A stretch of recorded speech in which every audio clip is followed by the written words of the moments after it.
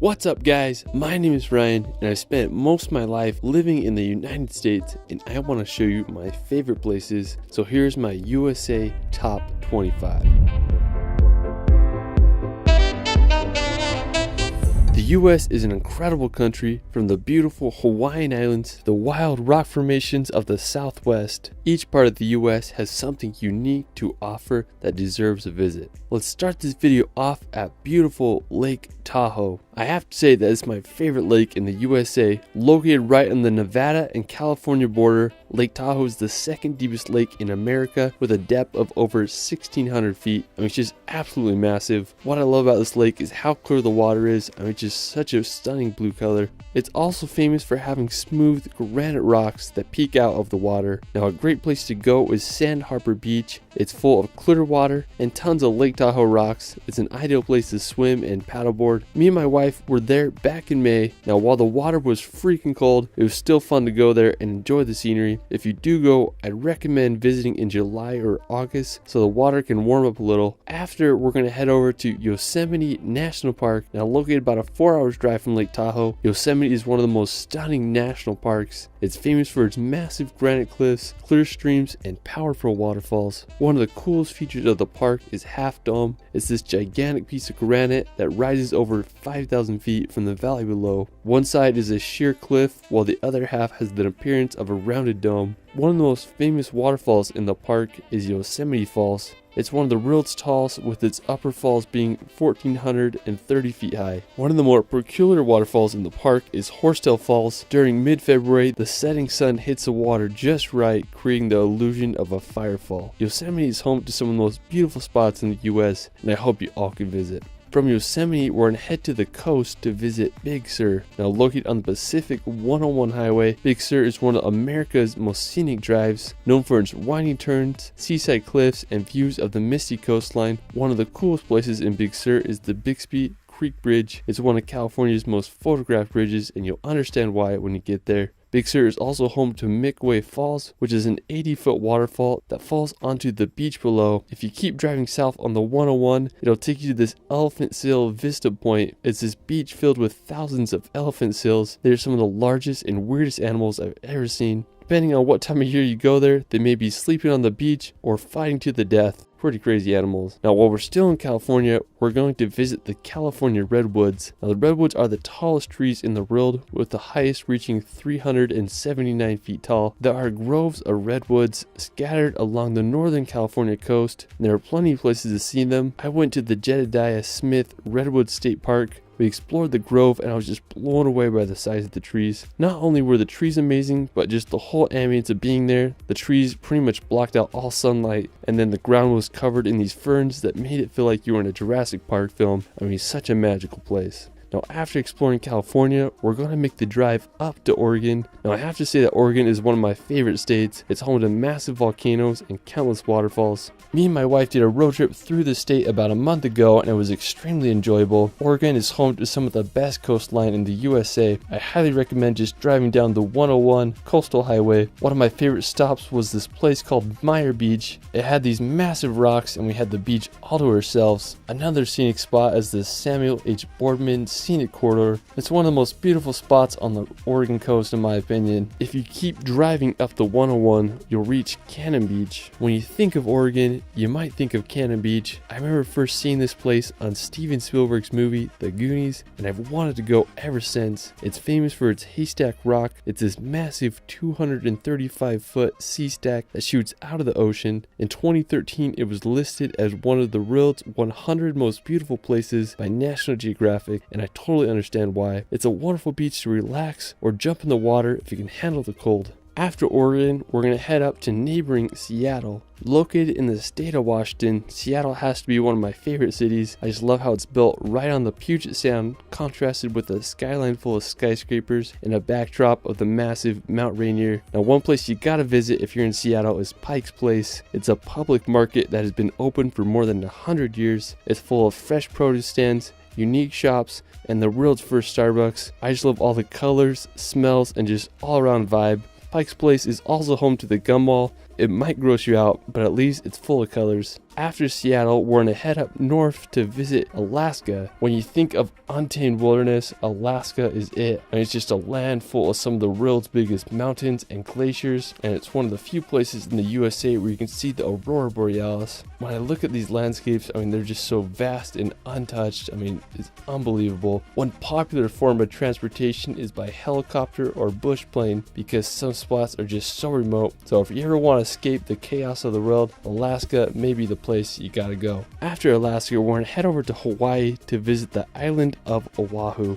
All the Hawaiian Islands, I have to say Oahu is my favorite. I lived there for over 8 months on the North Shore, and it was some of the greatest times of my life. If you love hiking, surfing, or adventures, Oahu is the place for you. One of the most popular places on Oahu is Waikiki. It's a perfect combination of city and ocean. The beach is lined with high-rise hotels and shops. It's a perfect place to surf and catch some waves. Another one of the most famous places on Oahu is the North Shore. The North Shore is 17 miles of coastline that is home to some of the greatest surfing in the world. One of the most well-known beaches on the North Shore is the Bonsai Pipeline. The waves are created by a super sharp and dangerous reef that causes the waves to break just right. During the winter months, some of the most popular surfing competitions are held here, and the waves can reach over 20 feet high. When there aren't crazy waves, I love swimming on the North Shore. The water is so clear and the waves are just such a fun time to swim in. While we're still in Hawaii, we're going to head over to the island of Kauai. Of all the Hawaiian islands, Kauai is the oldest, making it the most beautiful and diverse. It's nicknamed the Garden Island, and when you go there, you'll understand why. One of my favorite places is the Na Pali coast. There are very few places in the world, if any, that match the beauty of this coastline. The Na Pali coast is filled with sea cliffs that rise 3,000 feet from the ocean, contrasted with deep, narrow valleys that empty to the sea below. There's several ways to experience the Na Pali coast.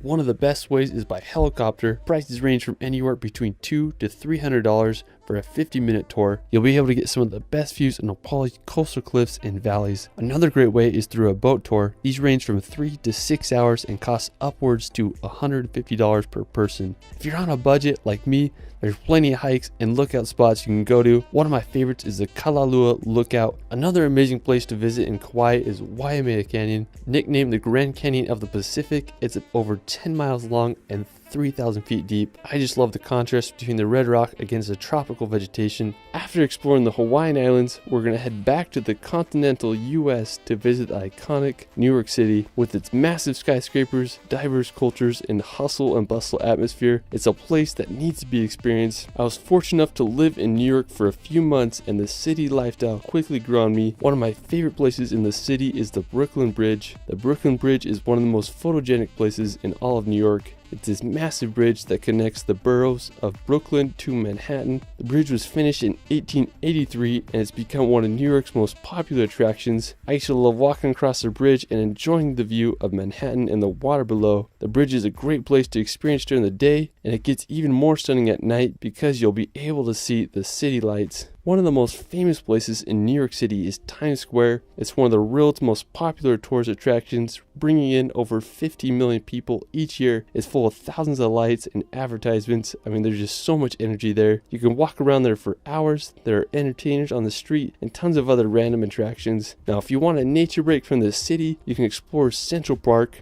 Opened in 1876, it's home to beautiful bridges, tons of walkways where you can exercise or ride a bike. I mean, just such a beautiful contrast between the hectic city life. After exploring New York, we're going to head over to the nearby region of New England, now located in the northeastern part of the US. New England is comprised of Vermont, New Hampshire, Massachusetts, Connecticut, Rhode Island, and Maine. New England is one of the most historical regions in the US. It's where the Pilgrims settled in 1620, and it's also where the Revolutionary War was born. I mean, just such a fascinating region. The most populous city in New England is Boston. Located in the state of Massachusetts, Boston is one of the oldest municipalities in the U.S., founded in 1630 by the Puritan settlers. Historical events such as the Boston Tea Party took place during the Revolutionary War here. Today, Boston is a thriving city, home to universities such as Harvard and MIT. Now, if you want to escape the city and see some nature, I suggest going to Vermont. This may be one of the best places to visit during fall. The trees turn to unbelievable red, orange, and yellow colors. Vermont is also home to historical towns such as Brattleboro. Now, another one of my favorite states in New England England is Maine.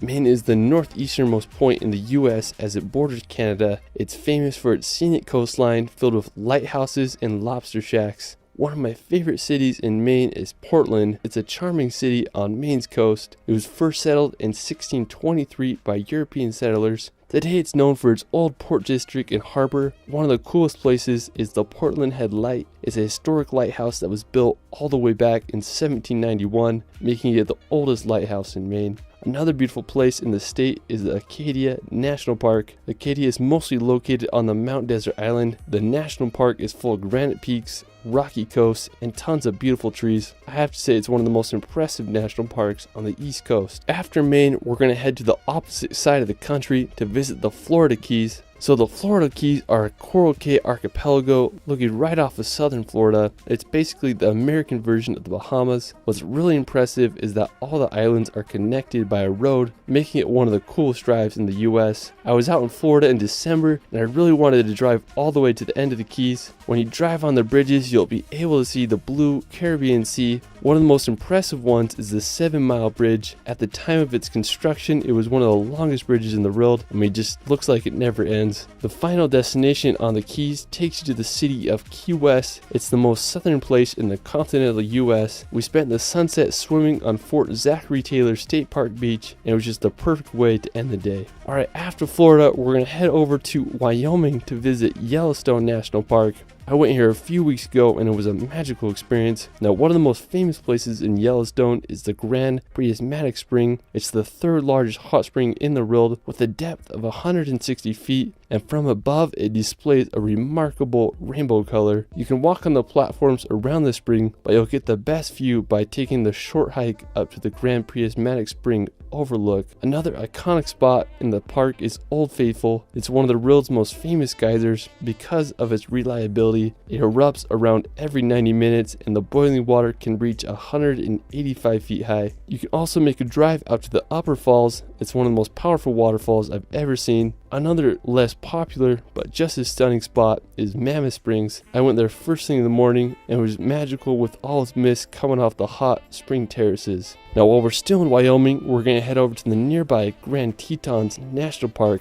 I have to say this is one of my favorite national parks. I just love the incredible scenery and the unique jagged shape of the Grand Tetons. I mean, there's tons of hikes to go on. One of my favorites is to Delta Lake. It's a somewhat challenging hike, but when you reach the top, you're rewarded with a blue Gatorade colored glacier lake that has the backdrop of the massive Grand Teton Peak. I mean, it's just hard to beat the location of the spot. When I went there, I just had to jump in the water. I have to say it was some of the coolest I've ever been in, but nothing makes you feel more alive than a polar plunge in some glacier water. If you want a more relaxed experience in the Tetons, you can take the ferry across Jenny's Lake and then make a short hike up to the waterfall. Now, after Wyoming, we're going to make the 2-hour drive to Idaho to visit the St. Anthony Sand Dunes. I mean, this place is bizarre. It's over 10,000 acres of sand dunes right next to some farmland. I mean, it just feels so out of place. But the whole area is the ultimate playground. Some of the dunes reach 400 feet high. Now, if you love riding dune buggies or dirt bikes, this is the place you gotta go. My grandparents live nearby, so I've come here many times. Whenever I'm here, I feel like I'm in Dubai or somewhere exotic. It's just such an epic place you gotta visit if you're ever in Idaho. Now, after Idaho, we're going down to Utah to visit the famous Bonneville Salt Flats. The Salt Flats are located about 2 hours west of Salt Lake City. It's one of the craziest locations in Utah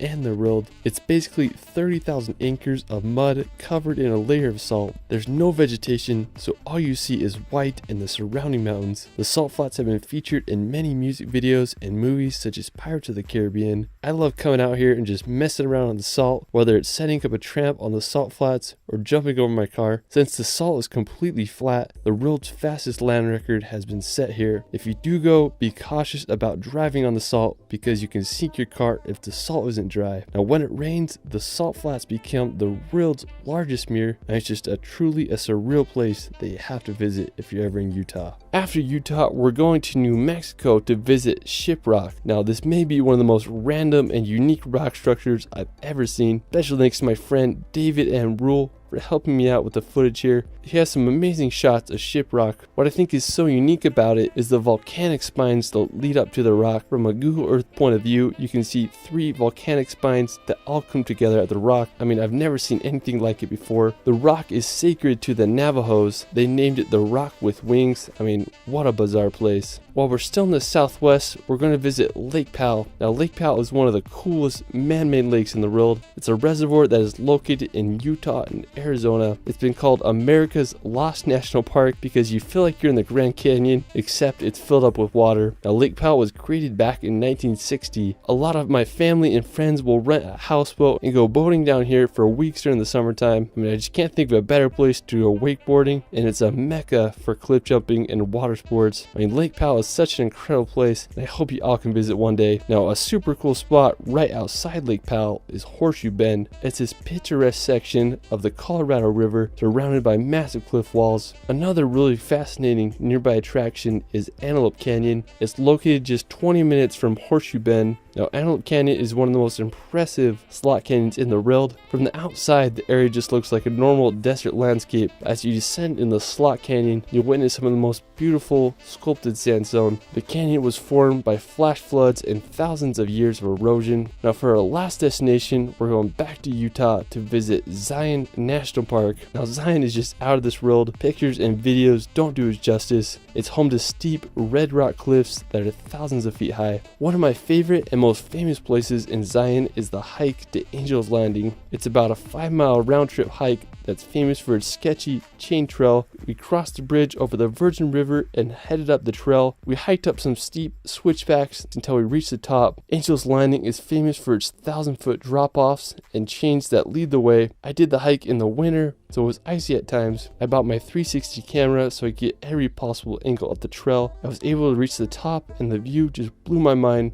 I was able to see all of Zion's Canyon. It was just surreal. If you can handle the heights, I hope you can hike Angel's Landing sometime in your life. Well, that is it for my USA Top 25. Let me know where your favorite place is in the United States in the comments below. I also started a relaxation channel where I post hour-long films with calming music to bring some peace and nature in your life. You can find me on TikTok and Instagram at shirley.films. It's Ryan, and we will see you later.